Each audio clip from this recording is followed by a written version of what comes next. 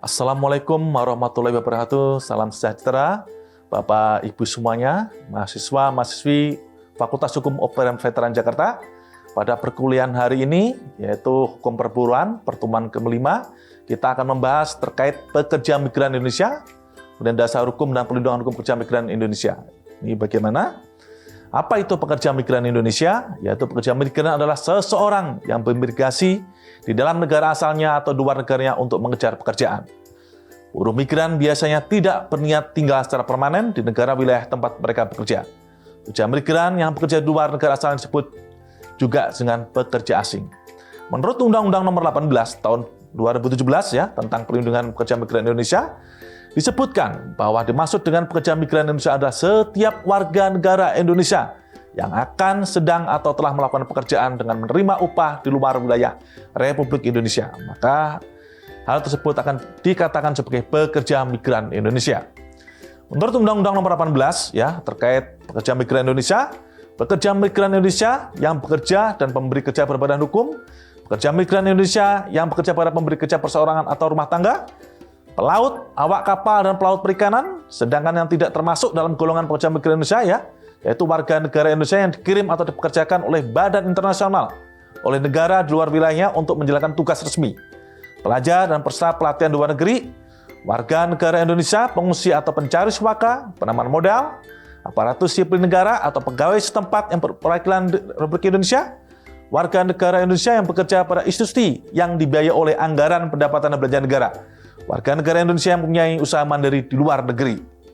Jadi demikian itu adalah khususnya yang bukan dikatakan untuk pekerja migran Indonesia. Tentara yang berada di luar negeri itu juga bukan sebagai tenaga pekerja migran Indonesia. Pekerja migran Indonesia merupakan pelaku migrasi yang sebagian besar berasal dari daerah pedesaan yang terkonsentrasi di beberapa daerah. Terlepas dari pertumbuhan urbanisasi di Indonesia yang cukup kuat akhir-akhir ini, lebih dari 72%, pekerja migran Indonesia masih berasal dari daerah pedesaan. Hal ini mungkin disebabkan karena kurangnya kesempatan di daerah pedesaan sehingga terdapat kecenderungan yang lebih tinggi di antara penduduk pedesaan untuk menjadi pekerja migran dibandingkan dengan mereka yang berasal dari daerah perkotaan. Pekerja migran yang khususnya dari wilayah tempat kota saya kelahiran, yaitu di Blitar dan Tulungagung, ini banyak banget yang melakukan pekerja migran khususnya di negara Taiwan, Hong Kong untuk menjadi tenaga kerja pembantu rumah tangga. Selanjutnya, terdapat beberapa manfaat bagi seseorang pekerja yang melakukan migrasi, yaitu memperoleh pekerja banyak dari pekerja migran Indonesia yang sebelumnya menganggur memperoleh pekerjaan di luar negeri. Bahkan, seringkali pekerjaan tersebut merupakan pekerjaan pertama mereka karena sulitnya memperoleh pekerjaan di negara sendiri. Memperoleh penghasilan yang lebih tinggi.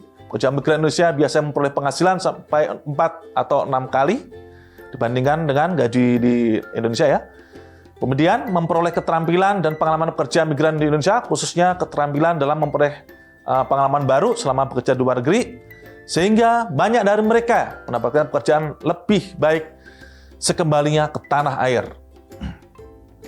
Beberapa persyaratan umum yang harus dipenuhi untuk menjadi pekerja migran Indonesia, ini diatur dalam pasal 5 khususnya Undang-Undang Nomor 18 Tahun 2017 tentang perlindungan migran Indonesia. Berusia minimal 18 tahun, memiliki kompetensi sehat jasmani dan rohani, terdaftar dan memiliki kepesertaan jaminan sosial, memiliki dokumen lengkap yang disyaratkan.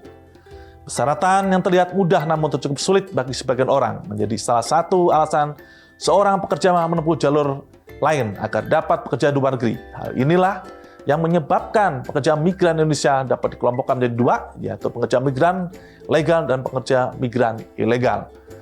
Meskipun di Indonesia yang melakukan pekerjaan di negara lain, khususnya di Malaysia bahasanya mungkin bahasa Melayu, bahasa yang sama, seharusnya tidak menjadi kesulitan bagi warga negara Indonesia untuk melakukan pekerja di Malaysia. Selain itu juga negara tersebut juga bertetangga, tetapi banyak pekerja migran di Indonesia yang melakukan pekerjaan ilegal di negara Malaysia. Contohnya di sektor pekerjaan kasar yaitu di buruh bangunan. Nah, ini banyak nih Pekerja migran Indonesia legal ada pekerja Indonesia yang hendak mencari pekerjaan di luar negeri dengan mengikuti prosedur dan aturan serta mekanisme hukum yang berlaku untuk mendapatkan izin bekerja di luar negeri. Para pekerja juga disertai dengan surat-surat resmi yang menyatakan izin untuk bekerja di luar negeri. Pekerja migran ilegal akan mendapatkan perlindungan hukum. Sedangkan untuk pekerja migran yang non-legal, nah ini perlindungan hukumnya tentunya kurang ya. Karena dari pengalaman saya, waktu saya bersatgas di Somalia, kemudian mampir di Oman, ada warga negara Indonesia yang melakukan pekerjaan ilegal. Nah, dia seorang perempuan, kemudian pekerja yang tidak benar, nah dia ingin ikut pulang. Sedangkan kita sarankan, waktu itu saya sarankan untuk melapor di Kedubes, tapi ternyata dia datang ke Indonesia tidak memiliki izin tinggal atau izin sebagai pekerja, dan dia justru takut untuk ditangkap atau dikenai sanksi hukum. Jadi selain itu, kemungkinan juga dia ada alasan pribadi ya. Pada intinya, pekerja yang non-legal itu akan susah untuk mendapatkan perlindungan hukum. Selanjutnya, pekerja migran Indonesia legal yang bekerja di Indonesia, yaitu di luar negeri, namun tidak memiliki izin resmi untuk bekerja di tempat tersebut. Para pekerja ilegal ini tidak mengikuti prosedur dan mekanisme hukum di Indonesia, di negara penerima. Berikut 4 kategori pekerja asing yang dianggap ilegal. Mereka bekerja di luar masa resmi mereka tinggal. Mereka bekerja di luar ruang lingkup aktivitas yang diizinkan. Mereka yang bekerja tanpa status kependudukan, memberi izin kerja atau tanpa izin. Orang-orang yang memasuki satu negara tidak sah untuk tujuan terlibat dalam kegiatan menghasilkan pendapatan atau bisnis. Kemudian ada hak pekerja migran Indonesia, yaitu sesuai dengan Undang-Undang Perlindungan Pekerja Migran Indonesia ya, antara lain yaitu mendapatkan pekerjaan di luar negeri, memilih pekerjaan sesuai dengan kompetensinya, memperoleh akses peningkatan kapasitas diri melalui pendidikan dan pelatihan kerja, memperoleh informasi yang benar mengenai pasar kerja, tata cara pendapatan dan kondisi kerja di luar negeri. Nah, itu antara lain ya.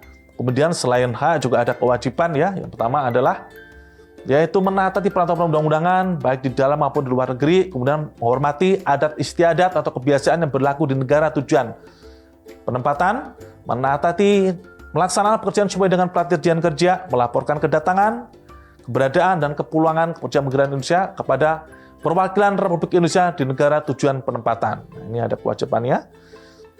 Terus bagaimana dengan dasar hukum pekerja migran Indonesia? Yaitu dasar hukumnya ya. Ini banyak banget ya, selain diatur dalam Undang-Undang Nomor 18 Tahun 2017 tentang Perlindungan Pekerja Migran Indonesia, diatur juga oleh Undang-Undang Nomor 39 Tahun 2004 tentang Penempatan dan Perlindungan Tenaga Kerja Indonesia di luar negeri. Kemudian ada juga Peraturan Menteri Ketenagakerjaan Nomor 9 Tahun 2019 tentang Tata Cara Penempatan Pekerja Migran Indonesia.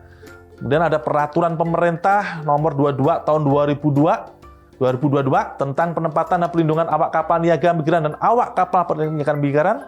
Kemudian ada Peraturan Menteri Nomor 7 2020 tentang tata cara pengenaan sanksi administratif dan pelaksanaan penempatan dan perlindungan pekerja migran Indonesia.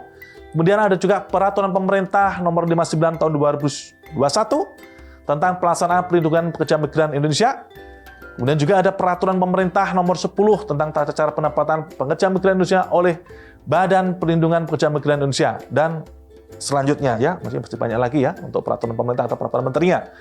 Kemudian bagaimana dengan penempatan TKI-nya? Penempatan tenaga kerja Indonesia luar negeri dilakukan oleh pemerintah dan pihak swasta. Nah, ini harus diketahui ya. Ini karena banyak sekali ya.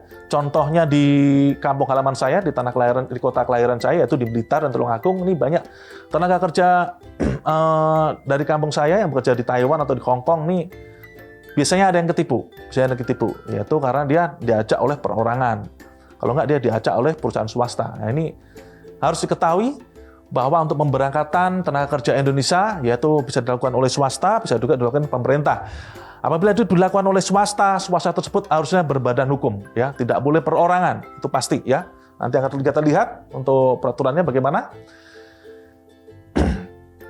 Nah, ini pra penempatan TKI ya, ini tentunya sebelum melakukan pemberangkatan juga pra penempatan TKI ya, ini harus diketahui oleh masyarakat ya, khususnya yang bekerja di luar negeri ya, maupun Bapak Ibu semuanya selaku mahasiswa Fakultas Hukum UPN Veteran Jakarta, yaitu seperti pengurusan SIP, perekrutan dan seleksi, pendidikan dan pelatihan kerja, pemeriksaan kesehatan dan psikologi, kemudian ada pengurusan dokumen, kemudian ada kunci kompetensi dan lain sebagainya.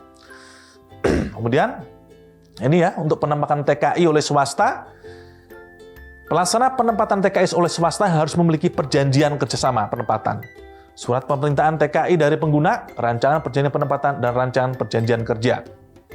Selanjutnya, perekrutan calon TKI oleh pelaksana penempatan TKI swasta wajib dilakukan terhadap calon TKI yang telah memenuhi persyaratan.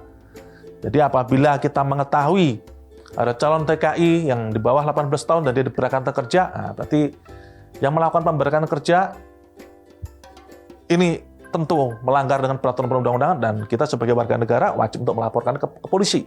Ya, kita wajib untuk melaporkan ke polisi agar menindak tegas atas perusahaan-perusahaan swasta melakukan mempekerjakan tenaga kerja Indonesia yang tidak sesuai dengan undang-undang, yaitu berusia sekurang-kurangnya 18 tahun. Kecuali bagi calon TKI yang dipekerjakan pada pengguna perseorangan sekurang-kurangnya berusia 20 tahun. Nah, kemudian sehat jasmani dan rohani tidak dalam keadaan hamil bagi calon tenaga kerja perempuan, dan berpendidikan sekurang-kurangnya lulus sekolah tinggi jenjang pertama atau sederajat. Kemudian ada perjanjian penempatan TKI dibuat secara tertulis dan ditandatangani oleh calon TKI dan pelaksana penempatan TKI swasta setelah calon TKI bersangkutan terpilih dalam perekrutan. Ini ada perjanjian juga ya. Ini dokumen yang harus dilengkapi oleh tenaga kerja Indonesia, yaitu seperti KTP, ijazah, akta kelahiran, surat keterangan lahir. Nah, itu kemudian ada surat keterangan status perkawinan, surat keterangan izin. Apabila dia seorang TKI dari perempuan yang sudah bersuami, ya tentu harus mendapatkan izin dari si suaminya. Kemudian punya sertifikat kompetensi kerja, surat keterangan sehat, ya kan? Kemudian ada paspor, nah ini pasti ada visa, ada perjanjian penempatan TKI. Sanksi hukum, nah ini perlindungan hukumnya seperti apa? Apabila pihak swasta perorangan yang telah melakukan penempatan tenaga kerja di luar negeri dan pihak swasta yang berbadan hukum tanpa mempunyai surat izin penempatan tenaga kerja Indonesia akan dikenakan sanksi pidana penjara paling singkat 2 tahun dan paling lama 10 tahun atau denda paling sedikit 2 miliar rupiah dan paling banyak adalah 15 miliar.